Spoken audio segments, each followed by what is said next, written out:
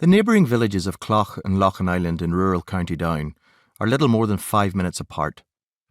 Sitting at opposite corners of a geographic triangle with the historic town of Downpatrick to their east.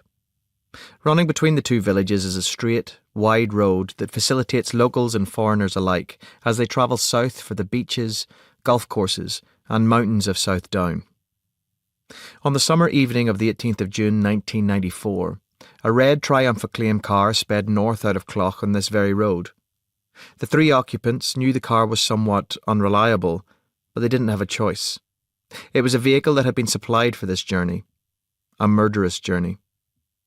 The terrorists had chosen this long, warm Saturday evening for their attack, knowing that the vast majority of their fellow people on the island of Ireland were gathered in homes, bars, clubs, really wherever there was heavy tube televisions, to watch a football match. The men were dressed to kill, in workmen's blue boiler suits and woolen black balaclavas.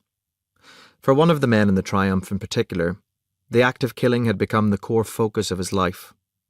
It was a life steeped in the sectarian hatred that over recent decades had come to mark and score this most beautiful and culturally rich landscape. Their victims were unknown to them, but their target was set. A two-roomed country pub that would be jammed to the doors. To the inhabitants of the car, it didn't matter who they were or why they had made the choice to be in the pub. All that mattered was that they were Catholic. Despite all the technological advances that paramilitaries in Ireland had embraced over the previous 30 years, the loyalist paramilitary killing machine had failed to evolve beyond shooting unarmed innocents, usually in the back. An explanation for the lack of sophistication was typified by the man sitting in the front passenger seat of the Triumph, a pathological serial killer who had been travelling the roads of the Mourne County for many years, knowing he had total and complete impunity. He hadn't needed to develop his tactics, hone his methodology, or his ability to avoid prosecution.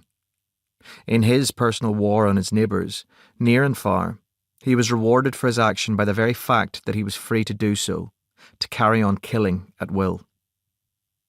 He was likely unaware, as he sped north, that his campaign of violence would end here with a savage and brutal massacre of his close neighbours. What he was aware of, however, or what he would have felt, at least, was that he was part of a loyalist tradition that stretched back over 100 years to the time of Home Rule.